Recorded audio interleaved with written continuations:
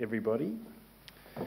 And welcome to the State Library of Victoria. My name is Ben Clark and I'm the Director of the Foundation here at the Library, and it's my pleasure to welcome you to this evening's talk. Our event tonight is being held on the traditional nation of the Kulin people, and I wish to acknowledge them as the traditional owners. I would also like to pay my respects to their elders and to the elders of other communities who may be here this evening. It's my great pleasure to welcome you to the policy pitch, which is presented by the Grattan Institute and the State Library of Victoria. I'd particularly like to welcome and acknowledge the speakers this evening, John Daley and Cassandra Goldie, the Grattan Institute members and friends of the library. We're delighted to be partnering with Grattan Institute on this series, which I think is kind of, for me, summarises really well our agendas to both presenting bold and big ideas, and also those ideas being underpinned by rigorous research and deep thinking. The policy pitch is held monthly, and we have seen highly engaged audiences and healthy attendance this year and look forward to those continuing next year. Many of the sessions are actually accompanied by reading notes that are prepared by librarians here at the library. And it's in that spirit that I just wanted to acknowledge the sad passing of one of our employees who's had a big role in preparing those lists. Mark Showalter was a subject matter expert, particularly in the area of business information. So I just think that it's important that we acknowledge the contribution that he's made to this series as well. So on to this evening. We're here to hear about Australia's age-based tax and welfare system, and the crucial question, is it fair?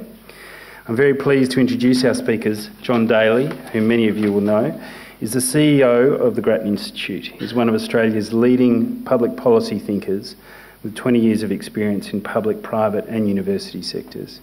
He's worked for ANZ and McKinsey in a career that also includes expertise in law, finance, education and workers' compensation. He's joined this evening by Cassandra Goldie, who joined the Australian Council of Social Service, ACOSS, as Chief Executive Officer in 2010. She's worked globally as a human rights advocate through United Nations Commission on the Status of Women and the UN Habitat. She's also worked in legal practice, both as a legal aid lawyer and as Director and Principal Solicitor of the Darwin Community Legal Service.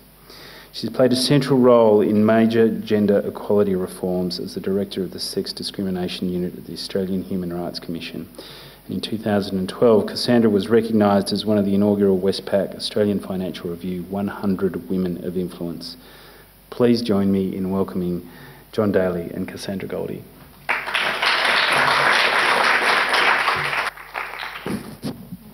Just checking. Thank you very much for the welcome. And may I first of all, from John and myself, acknowledge the traditional owners and to pay my respects to elders past and present.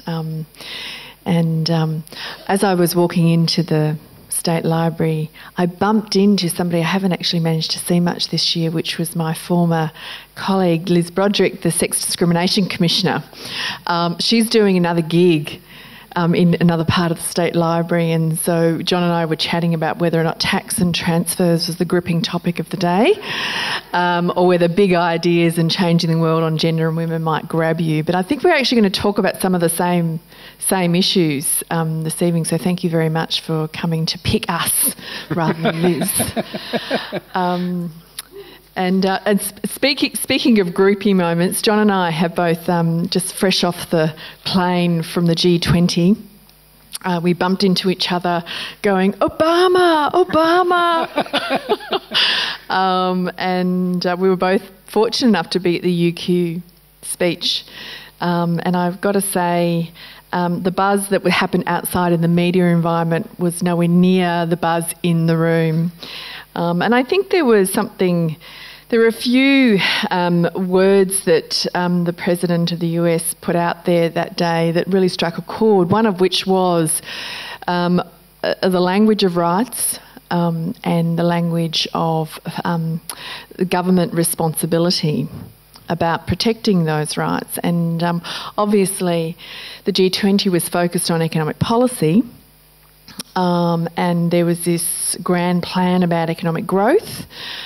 We were very pleased as the civil society. I was involved with the C20. We were pushing very strong for a commitment on inclusive growth and a strong recognition that we're not pursuing growth for growth's sake, but to reduce poverty and inequality. And as you know, John and the Grattan Institute has done a lot of work on this analysis about what's going on in the Australian context. And John, I would be really interested to hear where you've got to in your own thinking about what is the scale of the problem on inequality in Australia and what you see as being some of the key drivers of having got us to the point where we are right now. Thank you, and Cassandra, thank you very much for coming. It's great to have you here. Cassandra, of course, thought that the President's speech was, insightful and thoughtful and provocative, and I thought he was really good looking. That was a gender-neutral response, mind you. So anyway, it's great to have you here.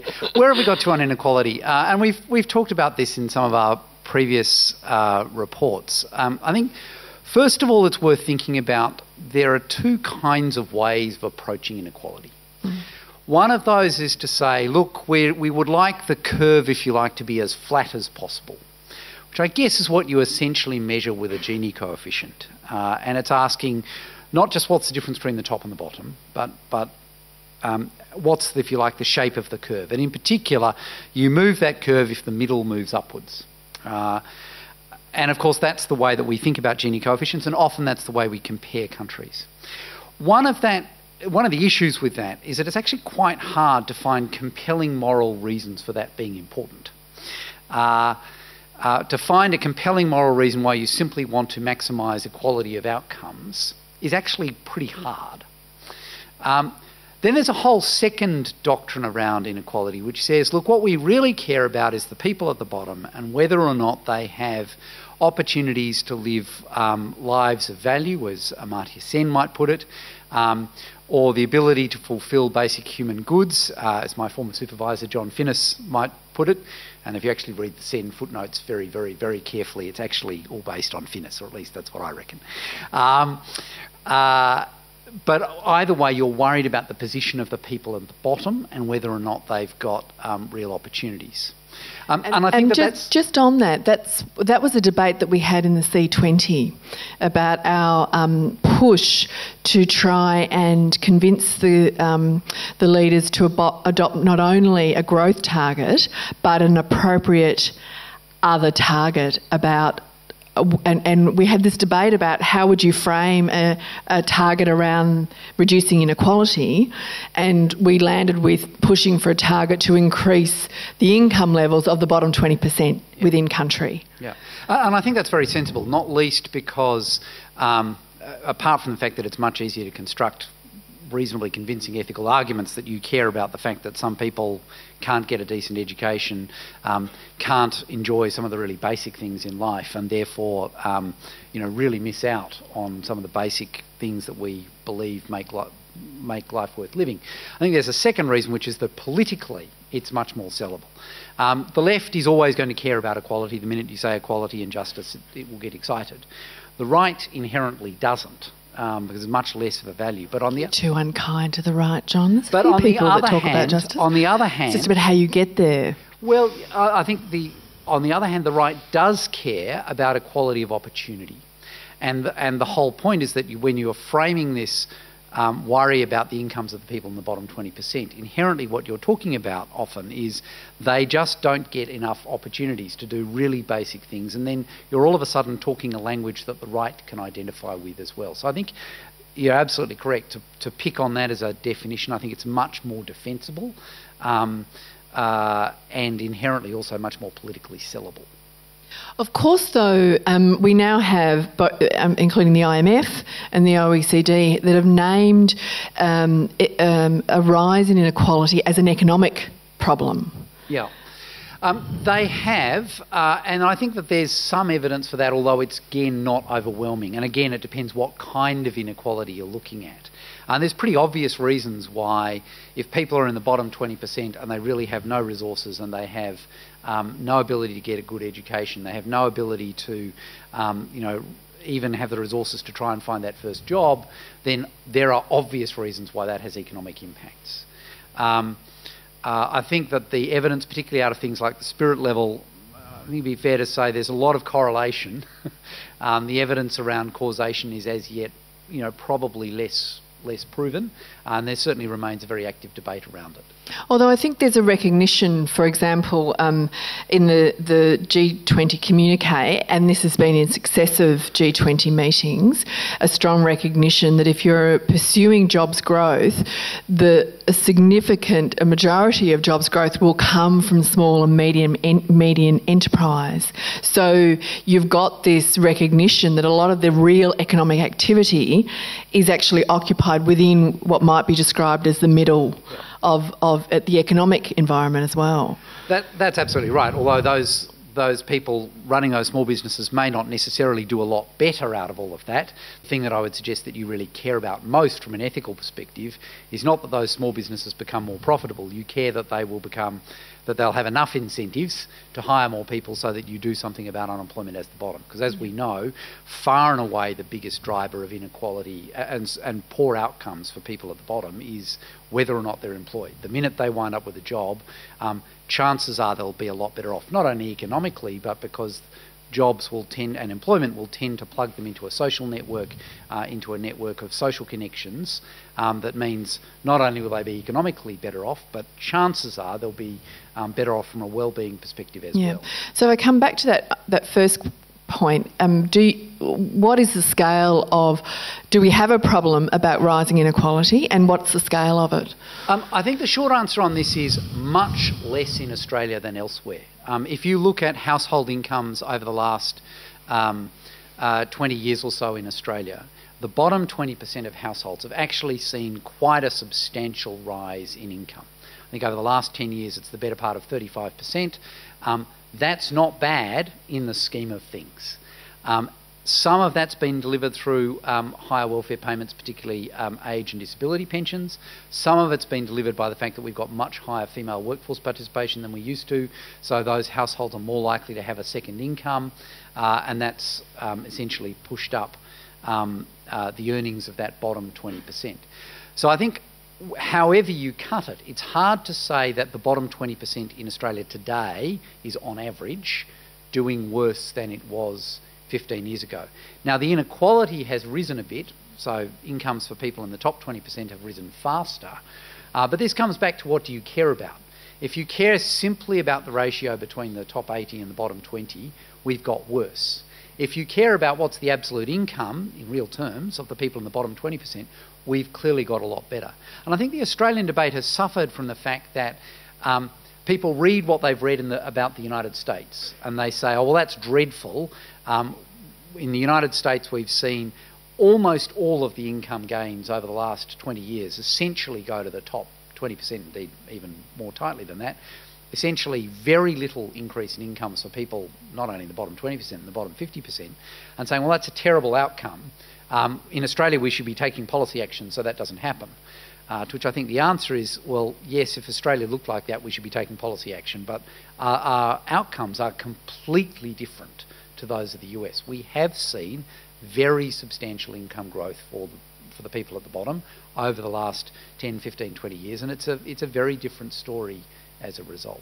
So are you suggesting that because of our analysis of people who are reliant upon income support, particularly in the working age payment area, are clearly worse off in real terms than they have been, for example, a decade ago, and that on the OECD relative poverty measure, we've got about 2.5 million people living below that poverty line. Yeah. So this it is I think this is part of the challenge in the public debate about how the granulation of this that you've got, and this is one of the things I often say, is that the truth is we are one of the wealthiest countries in the world. and also for the majority of people, we are enjoying living standards like we have never, better than ever before, but there is this core group of people who are falling further and further behind. And then that throws up, I think, the debate about the role of the tax and transfer system and whether or not we've got some features of that now that are clearly not driving us in the right direction in terms of what might be described as a fair sense of overall benefit for the community out of economic growth. Well, let's come to tax and transfer in just a minute, but before we close off on that discussion of inequality, I'd suggest two things. One is I've never been totally keen on those relative poverty measures, precisely because what they do is, by and large, look at the ratio of incomes of people in the bottom 20 to people at the median. So it's the precise thing that I think is actually the wrong way of thinking about all of this, because it's essentially about the shape of the overall curve rather than asking what is the absolute position of the people in the bottom 20%, which I think is far and away the most important thing. But to go to your second point, which is that when you do it at a finer degree of granulation, and in particular you don't just look at the bottom 20%, but you look at the bottom essentially 5 or 6%, which is pretty much those who are on unemployment benefits, yes, their position has probably got worse. Any way you cut it, they're doing it tough.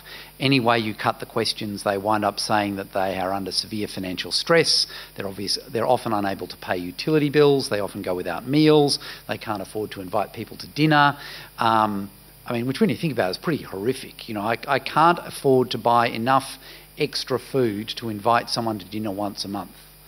Well, it's more extreme than that. I was involved we've done a lot of work, particularly analysing what's gone on for single-parent households and the single parents that are reliant on income support who were affected by the change under the Labor government. Research that we have done shows that the sorts of things that are going are the $5 on sporting activities, the $10. So what might not even be seen as luxury in the context of, the well-being of the children in those households. Yeah. So the withdrawing of even those very basic additional costs that are now built into our education system. So I think, and this is why I do want to come back to this discussion about because it's not only incomes, it's also wealth distribution. Yep. And we know over a lifetime, even if you're on a survivable income, but you are not actually getting any ability because of some of the other policy changes to accumulate any form of wealth behind you, then your lifetime picture is grim. This was work that I did actually with Liz when we kicked off our retirement income and life cycle analysis about the gendered nature of poverty and inequality, and that women are clearly disproportionately not getting the kind of wealth accumulation that the future looks grim for you as you hit retirement age. Well, ironically, I suppose if you spend a lifetime on unemployment benefits, you wind up with more in the way of government welfare when you go on retirement and on the pension, which, when you think about it, is slightly weird. But we might come back to that. We'll come back to that problem. But I think you're absolutely right. And of course, the other households who are doing it by and large pretty tough, probably not as tough as those on New Start, are those households which are retired, solely reliant on the age pension, and who do not own their own house. So if they're paying rent and only supported by the age pension, life can be pretty tough. So I think clearly those are the two groups, and as I think some have observed elsewhere, the conclusive proof that there's a problem here on New Start is if the Business Council of Australia thinks that New Start is too low, it's probably too low. And the OECD and the Henry Tax Panel. Look, let's just talk about the wealth picture for a moment. Again, in terms of setting the scene, the work that you've done. What are the kinds of trends that we're seeing around the accumulation of wealth, and whether or not we do have a sense of some fairness associated with that? Well, so far we've been very much talking about fairness, if you like, within a particular point in time. So, to what extent do we have some people today who are not getting much of a deal? I guess the work we've been doing recently has been thinking about fairness in a different way. It's been thinking about intergenerational fairness. To what extent will the next generation get a fair deal relative to the current generation? So it's a very different way of thinking about the word fairness. It's a very different way of thinking about the problem. And very different ethical considerations, I suspect, come into play. So what we've been doing is looking at, well, what are some of those trends in terms of incomes of particular age groups? So how much does a 30-year-old earn today relative to a 30-year-old 20 years ago? How much does a 35-year-old have in terms of wealth relative to a 35-year-old 20 years ago? How much does government support a 35-year-old on average relative to a 35-year-old 20 years ago? So those are the kinds of questions we've been looking at. And there's been some interesting patterns that have emerged. Firstly, in terms of income, pretty much all groups over the age of 25 are a lot better off than they were 20 years ago. That's not surprising. We've had very substantial economic growth. It is maybe a little surprising that it's actually, from an age perspective, quite nicely distributed. So we've seen good jumps in income across the age groups. The big exception is people under the age of 25, precisely because we've seen a big jump in tertiary participation. And one of the things that happens when you go to university is you tend to earn a lot less in that period between the age of 20 and 25. And so we're not seeing a big jump in income in that cohort, but I think that's probably something we'll all be pretty relaxed about, so long as incomes are going up after that. Now, the one exception, so you see that for middle income men, you see it for high income men, you see it for all women, both high, middle and low incomes. You don't see it for low income men. So they're more or less on the same sort of incomes that they were even 30 years ago. The difference, of course, is that on average they're part of households that have substantially greater incomes because there's much more in the way of second incomes, and as I've said, even low income women have seen their incomes go up a lot. So that's the income picture. And then there's also a wealth picture, and here you get much bigger differences. We've seen really big increases in wealth over the last 12 years for people over the age of 55, and indeed quite big increases for people over the age of 45. But we've seen much smaller increases, indeed in some cases almost flat, for people between 25 and 45. That's the big pattern we can see in Australia. And I guess given some of the trends that we can see overseas, we'd be worried if it got any worse. And is that because we'd be worried because it's unfair, or because we're not therefore laying down the foundations for economic independence for the bulk of the population? I think the primary argument is fundamentally one of unfairness, and you can either put it ethically or you can put it rhetorically, and either way you can frame it as there's a chance we will wind up with a generation worse off than its parents. Now, why might that be fair ethically? That turns out to be a more difficult question than you might think. But I think the best argument is it's quite ethically problematic to say I am going to make a series of choices from a policy perspective which I can control as somebody who's part of the electorate today, and that will mean that someone who doesn't get a say in those choices, somebody who's a child today, as a result of the choices I'm making today, that child will be worse off than I am. There's a real agency problem about me choosing to make myself better off at the expense of someone who has no ability to participate in that decision.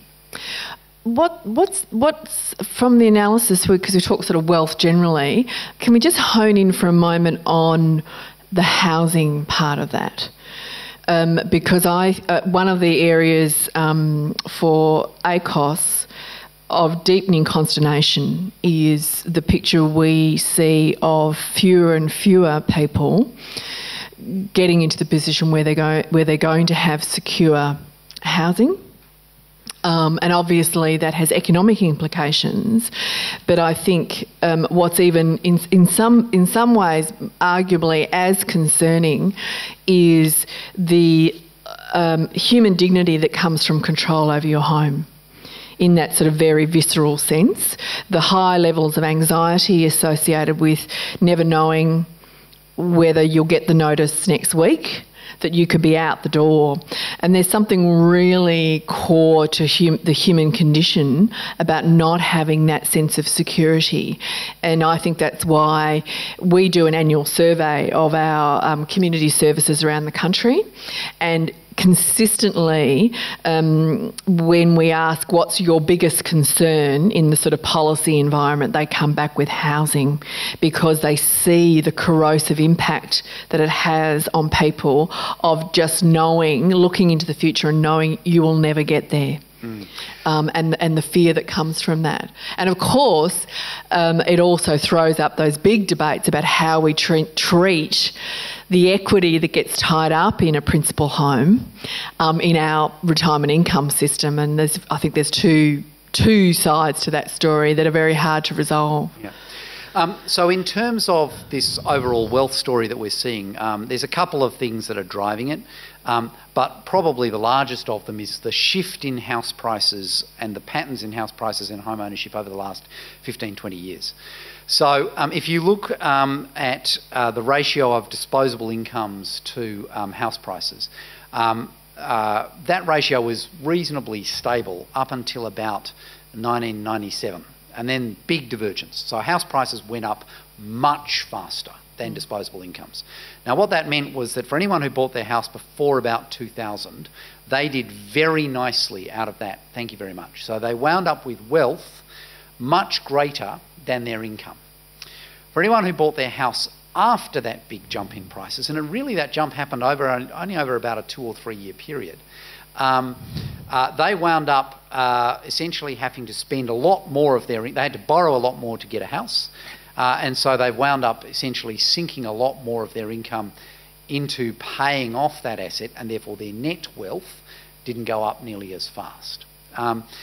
Now, of course, what that's also done is meant that if you're looking at getting into the housing market today, the value of the house relative to your income is a lot higher, and then what we've seen is big shifts in home ownership rates. So home ownership rates for those over the age of 65 today are almost exactly where they were 20 years ago.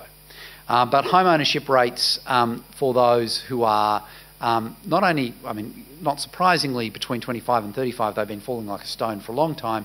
That's not surprising. Households are being formed later. People are forming permanent relationships later. They're having children later. So it's not surprising that they're buying houses a little bit later in life. But what is very concerning is that we're now seeing a clear pattern of home ownership rates falling amongst 35 to 45-year-olds. The reality is most people, if they're going to get on the partnering and children treadmill, have well and truly done that by the age of 40. I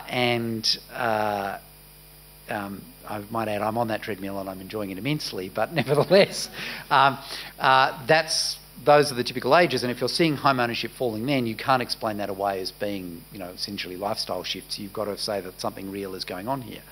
And then when you split it by income by age, you get a really dramatic picture. And that is that people who are between 25 and 35 on low incomes, their home ownership rates have fallen by about 50 percentage points over the last 2 decades. So essentially, we've gone from having quite reasonable levels of home ownership amongst low-income people, even when they were young, 25 to 34, quite reasonable rates, to the point where essentially in that bottom quintile, very unusual for them to be in the property market at all. And you're getting a similar-ish pattern between 35 and 44-year-olds. We're now, that's dropped by almost 30 percentage points. My suspicion is that as the cohorts roll through, so as the current 25 to 34-year-old low-income groups, turn 35 to 44, we'll see that home ownership rate amongst that low-income group fall even further.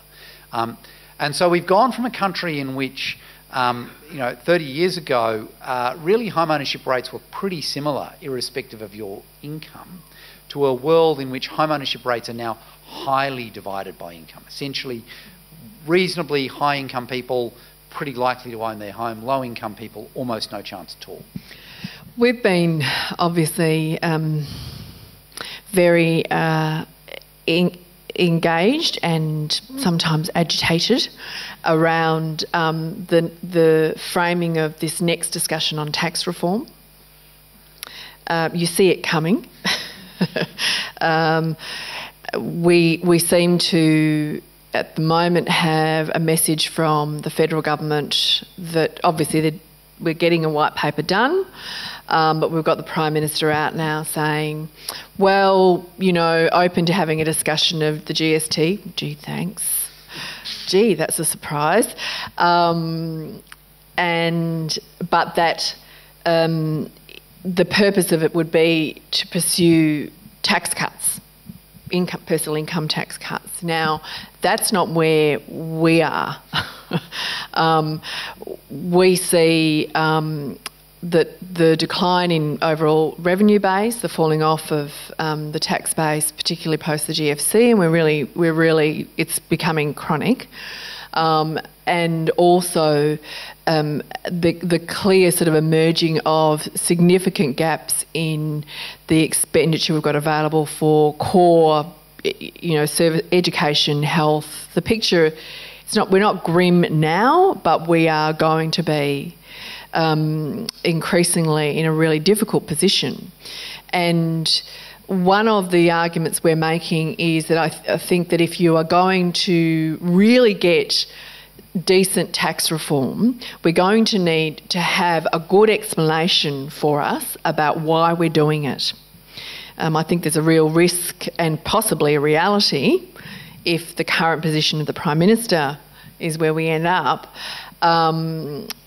Although we're told it's still early days and everything's on the table, is that we will essentially see it looking like, and in reality arguably, redistributing the tax burden and the risk associated with that to people on low and modest incomes, and again providing breaks for people who have a reasonable income and higher income. Why would we do that? And this issue of housing affordability seems to us to be such a chronic time bomb for us ensuring we've got at least decent, stable environments for the population into the future, that there's a strong case for having that as a core purpose of part of what we might do with the tax system. Yeah. Now, we've got this lovely debate out there again on negative gearing about, does it inflate housing prices, does it not? Well, we have a view about that. And this, is it politically feasible? I think it's interesting that right now in the political environment, we don't have any major leader ruling it out. Now, that's a shift because the debate's out there.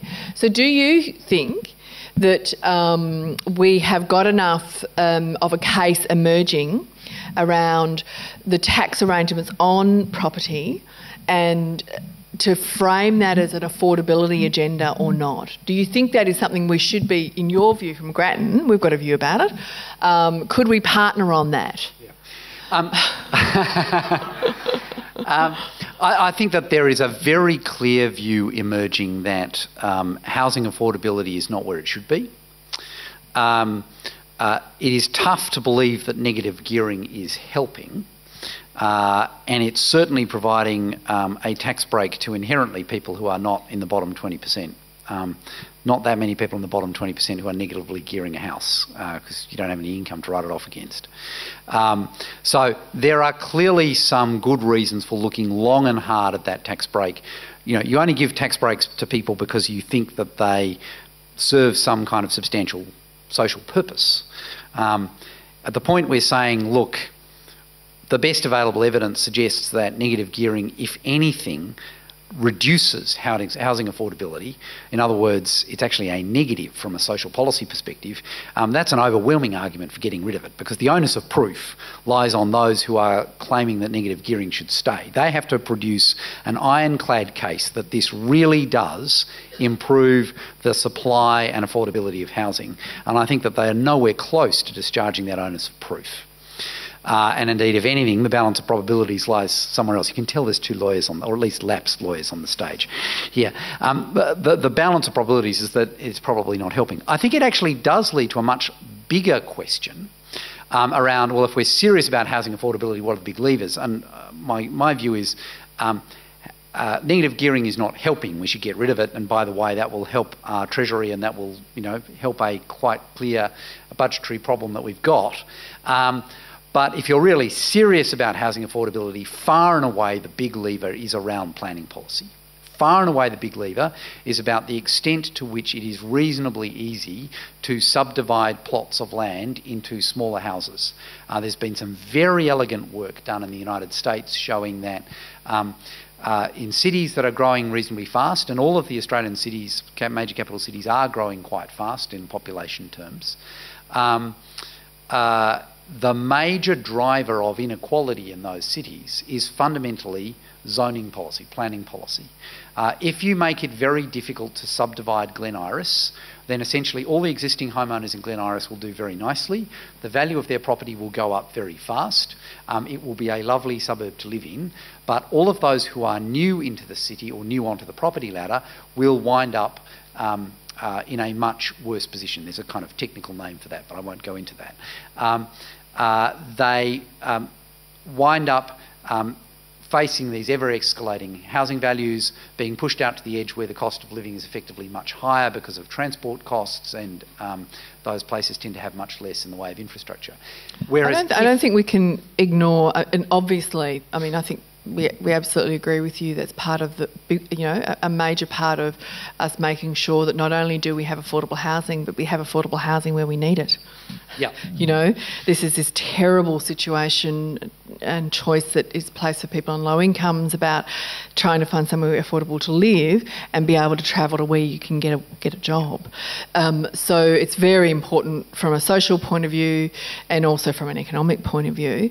I think obviously also there are big problems with the relationship between land tax and also the role of stamp duty. So I think this is a package of reform, and it's one of the reasons why in looking at the way the federal government has framed up its next phase of reform on the federation, I don't know whether we're looking at reform there, but we're having a discussion again about it, and the tax papers. From our information, we will not have any serious look at local government, which seems to us to be a big gap. But on the one hand, if we're looking at these issues around, planning and sort of decision making around key elements of service delivery, with a rising level of rising population, and also in terms of revenue raising, because we have some small but encouraging examples of where the arrangements on rates and the role of local government in raising revenue is being recognised as an appropriate one. So I think it's something we should definitely continue to discuss, because I don't think we're hearing anything at the moment from the federal government about, a key role for local government in this sort of area generally. I'm not sure it's actually necessarily a local government role. I mean, historically, of course, municipal rates have been collected by local government, but there is no constitutional reason why they are a local government tax. There is nothing to stop a state government levying a tax on property that is equivalent to the municipal rates base. And indeed, the Victorian government has already done that. The fire services levy is precisely that. It's taken the existing municipal rates base and said, on top of whatever you are paying to your local council, we are going to levy a state tax, and that will pay for the fire services. Now, because it's only paying for the fire services, it's not very big. But there is no reason why that tax could not be a great deal larger. And of course, there's reasons why economists love land taxes. Inherently, they are extremely difficult to avoid. They're very cheap to collect. They have relatively little impact on economic activity, because one thing you can't do with land is move it anywhere else. And also they have the merit of being, if anything, progressive. Essentially, rich people tend to own a lot more land than poor people. So I think there's a lot to be said for it, and indeed, we would certainly encourage state governments to think about whether they want to gradually increase state services levies, if you want to call them that, analogous to a fire I thought we'd try services infrastructure levies. I think, or health services levies. Health services levy is very attractive. As we know, something like 25% of state government budgets go into health. What I'd like to reassure the state treasuries of is it doesn't matter how much you hypothecate to health, it's not going to pay for the entirety of state spending on health. So you're not really giving anything away. I think there's a real opportunity for a state services levy on the municipal rates base. And one of the attractions of that is that the existing state-based property taxes are horrible, by and large land taxes, full of exemptions, full of ways you can avoid them by putting property into different people's names. By and large doesn't cover owner-occupied dwellings, often doesn't even cover second houses that people have. It's really a very, very poor tax base, far too many exemptions. And there's two ways we can solve that problem. We can either try and go through and unpick every single exemption. That'll be really hard work, because every time you pick an exemption, by definition there's a special interest group that pops its head over the parapet and gives you 15 reasons why they're in fact special. Alternatively, you can simply ramp up the municipal rates base, which is general. In places like Victoria, it tends to be on improved value rather than unimproved value. The economists would doubtless say that as a matter of purity, you'd rather have it on unimproved value. I'd probably suggest, yes, you're almost certainly right as a matter of economic purity, but I'll settle for a very, very good second best. And essentially a general property tax on improved value is a great deal better than, for example, levying income taxes. And yet, this is why I think many, including, ACOSS in our chats in the office, have a healthy scepticism about the framing up of a next round of tax reform, because certainly the most visible advocates on tax reform jump to talk about the GST, and yet it's like kicking and screaming to get particularly the financial papers to tackle any of these other any of these other bases, and to really get up a cheer squad behind these sorts of reforms, because there will always be screaming on the way through, and we have to make some coherent, solid case for it, and to try and avoid, one side of politics being forced to rule it out, because we're going to need some bipartisan support on it. So these areas of negative gearing, of land tax, of some of the other ways, just trusts and company structures that enable you to avoid your exposure to the personal income tax system, and because our real blowout is in our tax expenditures. Yeah. And of course that throws into this framing of the discussion around the rise in inequality, and whether or not have we done what we should be doing with either these exemptions and tax expenditures with the existing environment, and have we put down a decent discussion on some of these other bases like land tax, where, as you say, you don't have to explain it, you don't have to spend too much time making out the case for why we should probably be looking at it from a fairness point of view, from a sort of a sustainable revenue-based point of view, because it is captured. But I've barely seen it out there. And I think there's two additional bases you can put it on. One is around a federalism thing. One of the problems is that if you're going to allegedly solve the mismatch between how much states collect and how much they spend through GST, you are essentially assuming that the Commonwealth is going to continue to hand over the GST revenue. Now, having just watched a Prime Minister or a Treasurer, more accurately, the stroke of a pen say, we were going to give you an extra $12 billion a year as states to pay for hospitals and schools, and indeed we had signed an agreement as the Commonwealth, as an entity, but we're just basically going to rip that up. You can understand why, some people are incapable of saying Commonwealth without saying perfidious first. It does have a track record of tearing up agreements when it, to basically get itself out of budgetary holes when that's convenient.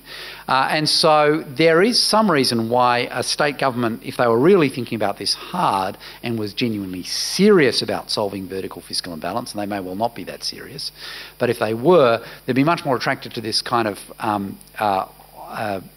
health services levy on municipal rates, because inherently that is a genuine state tax. It's not something that they're dependent on the Commonwealth continuing to pay for. It does seem to me too that the politics on both negative gearing and land taxes should be shifting. Yep. It should be shifting. I think there is for Middle Australia that growing concern for their children coming through. And I think also because we have seen this remarkable growth in the value of property, that there is a strong case for saying it's probably time for us to claw some of that back, because it is essentially a windfall to a particular cohort that others are not getting any benefit from at all. I think that's right, and I was going to say that the second big reason for looking at these sorts of property taxes at capital gains tax at negative gearing is that in a very subtle way they are actually age-based taxes as well. Capital gains tax, about half the benefit of capital gains tax exemptions, or the concession that you only essentially pay tax on 50% of your capital gain, about half of that tax concession goes to the top 2% of income earners. So it's incredibly badly targeted. And then when you ask, okay, so it's a very polite way of putting it, isn't it? Badly targeted. And then when you ask, okay, so who is it that's got lots of assets that they're busy selling, for substantial gains? The answer, to be really blunt, is older people.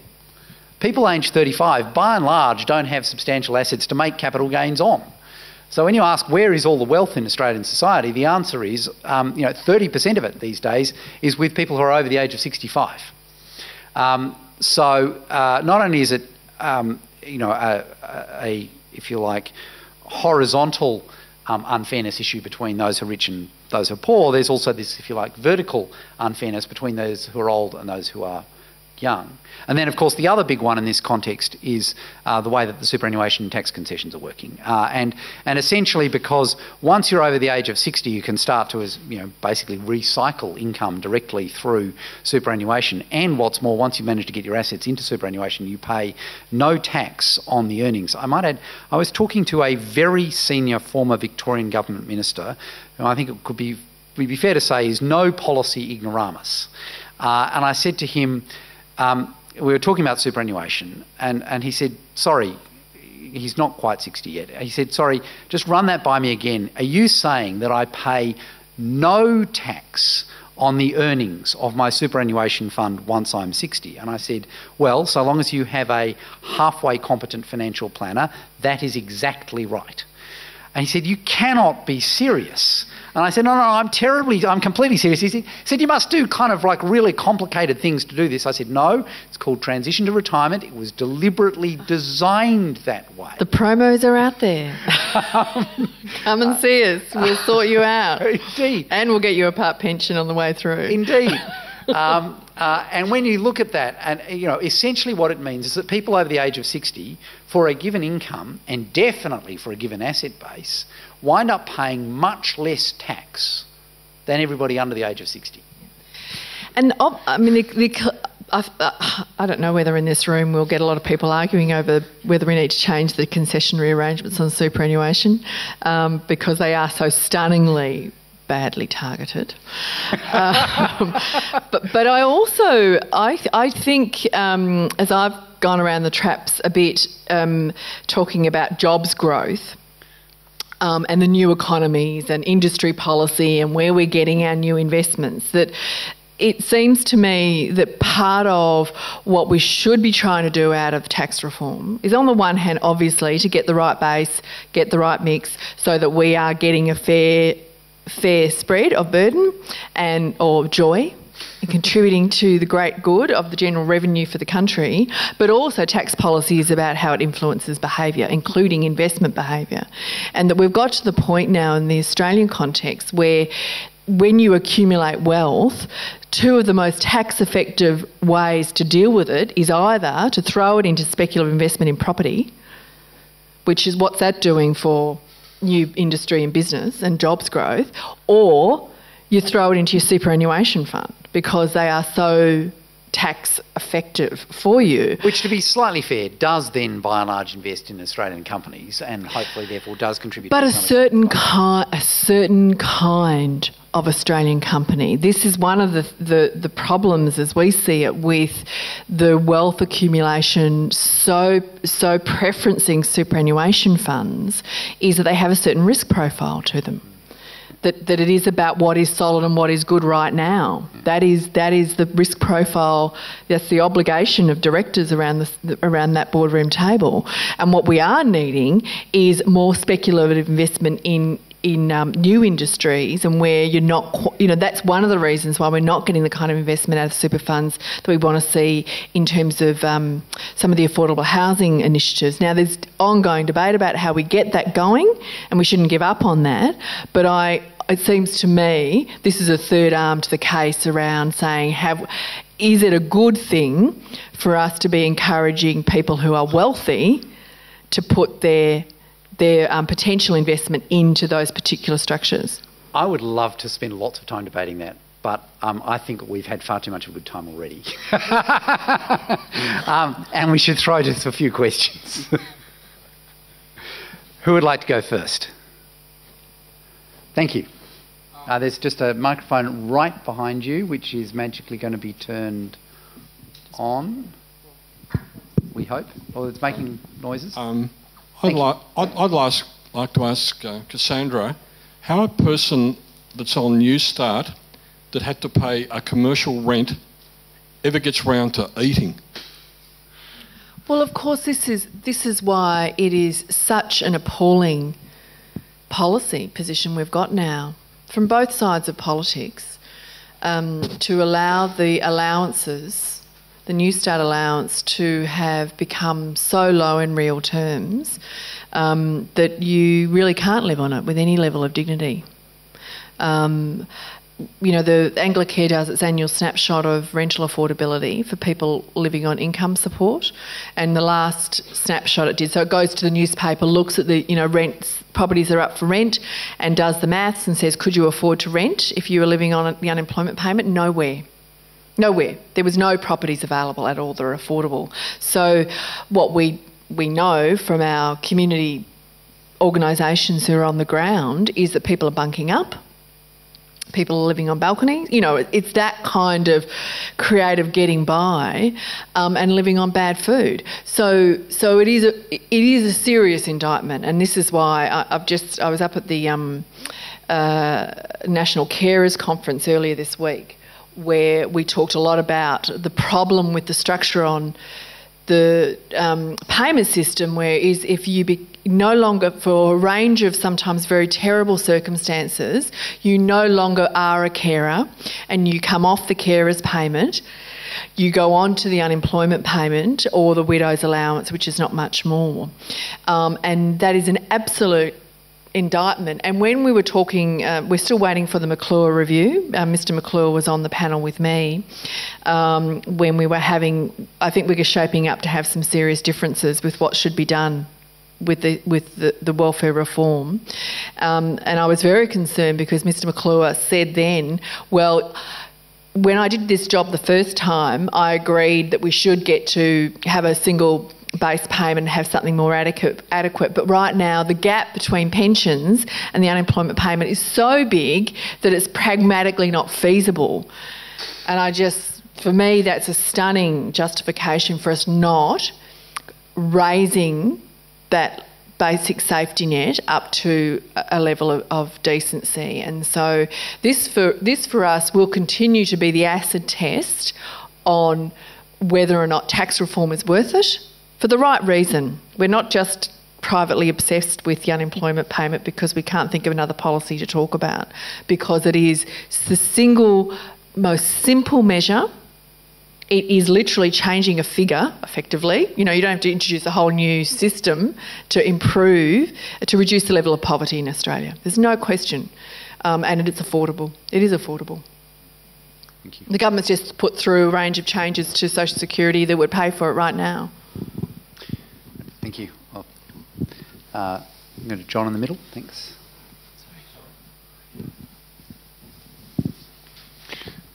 Could I go back to your earlier comments, John, about equality? You talked about equality of opportunity and equality of outcome. And it seems to me that they're really complementary. You want both there. You can think of people who are well educated, they get sick, their job turns over bad, they get divorced, whatever. You can think of other people in high income families where mum and dad don't look after the kids, they drink the booze, whatever. So it seems to me you need to run both of these systems.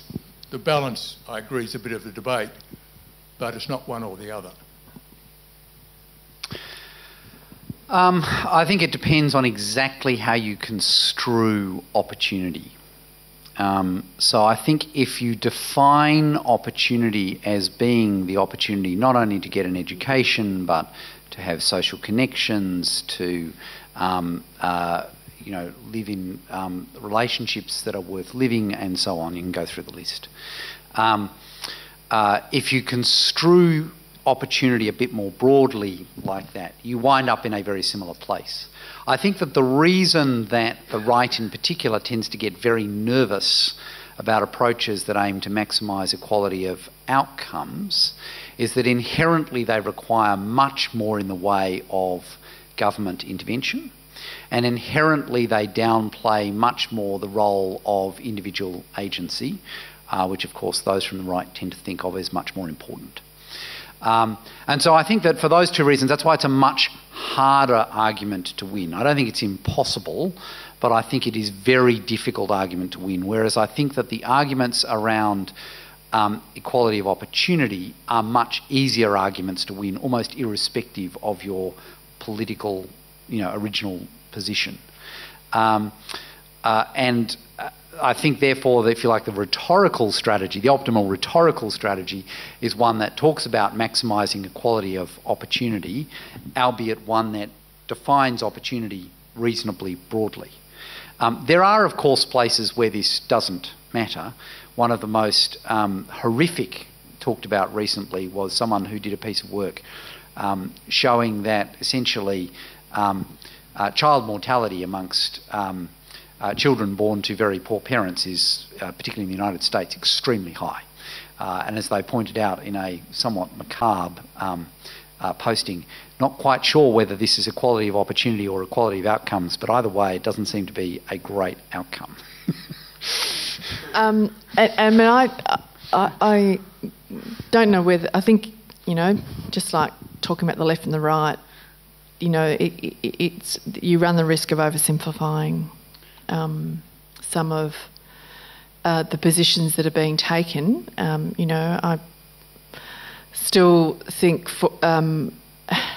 even though I was asked in my referee for this job was asked whether or not I'd continue to be a human rights tragic in this job, and that might not be very useful in the ACOSS role. But I do think, and Barack Obama talked about human rights and inherent dignity. Must be true then. Yeah.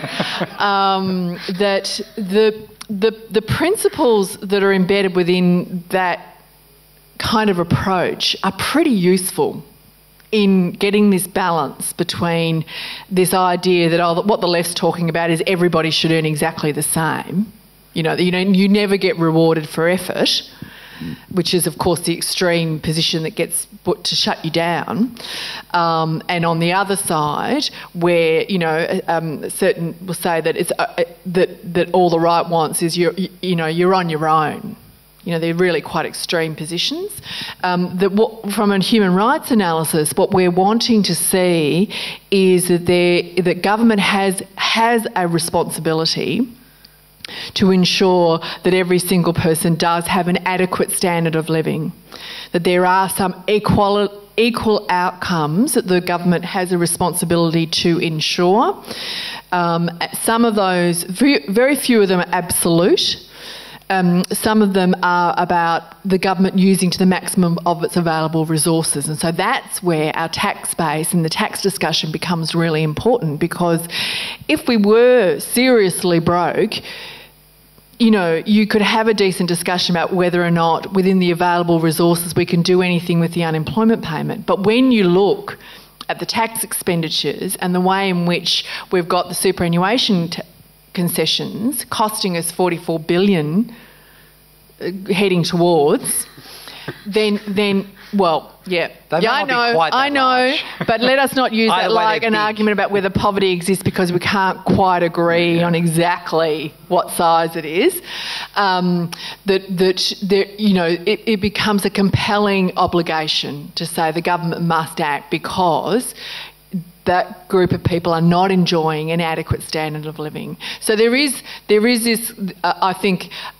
Absolutely, we should continue to assert that in these core areas of health, education, basic income, that there is an equal outcome we are wanting to ensure, at least. Thank you. We've got time for one more question. Can we go down the front here, please, to Alison? Sorry, thank you. It's coming. I just want to pursue this issue about what kinds of inequality and why we worry about it, because I don't think we talk about it enough. You raised it a bit, John, and you made some comments, and John Freeburn extended it. We have debates about how much, we talk about figures about inequality, but it seems to me that there are at least 3 reasons why you won't worry about inequality. One, suffering that's caused by people who don't have enough. Another one is a lack of opportunity, and another one is the social cohesion argument. And you sort of didn't mention the social cohesion. And so if you worry about social cohesion, you might worry about those at the top. Now, I take your point that we haven't had the huge growth of those at the top, the incomes of those at the top at the expense of everyone else's in America, but there has been some. So I just think that we need to think about what the impacts might be and debate them more. What are we prepared to tolerate? We don't do that enough. So I commend you for doing that, but I think it's a richer, more nuanced debate than we've been able to have tonight. And that includes the fact that even at the bottom, now, I mean, we did this report on disadvantage and we pointed out precisely what you said, John, that while relative poverty had grown, so had also the incomes of those at the bottom very strongly. But that doesn't necessarily mean that you wouldn't worry about relative poverty. And we have to think about, does it matter if those at the bottom don't grow as fast as those at the medium over an extended period of time? Are there relational issues here? And of course, Adam Smith said one of the issues of relative poverty was that the person not being able to afford a linen shirt because that was what the standard of the common person was. Now, the person might have been able to, their income might have grown. So I think it is a very nuanced debate. That's all, and I think we should be careful about absolute comments about it.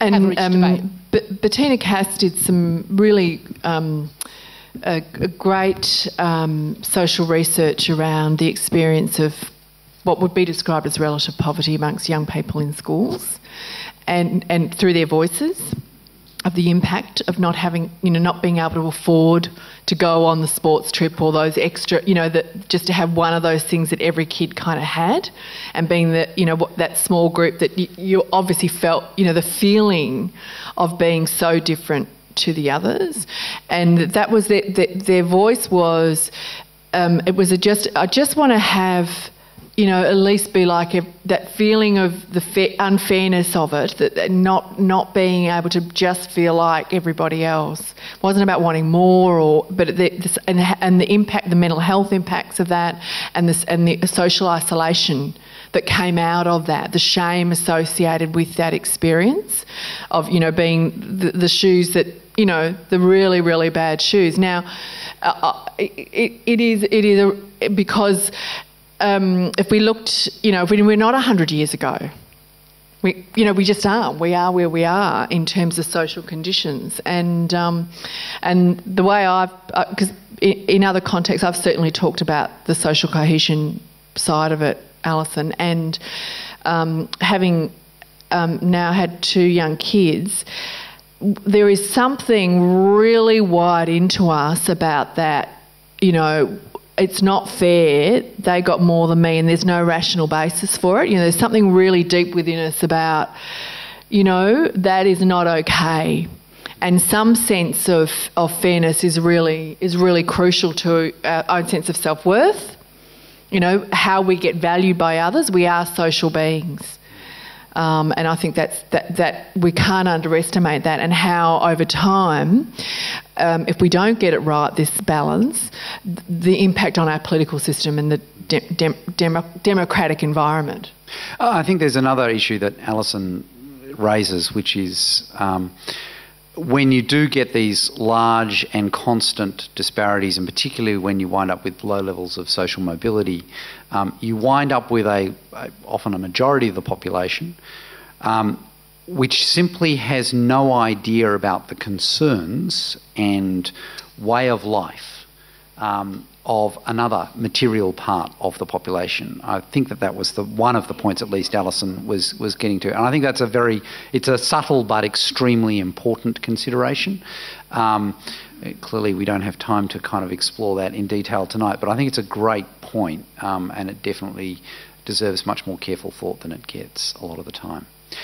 I think this might be the point at which we need to wrap up. Can I thank a few people for tonight?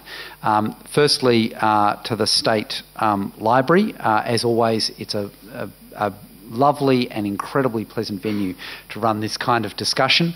And as always, State Library are fantastic partners to work with. I'd like to add my thoughts to those at the State Library who've lost a colleague this week. Mark was a great bloke, and he's a loss. So our thoughts are with them, and obviously with his family.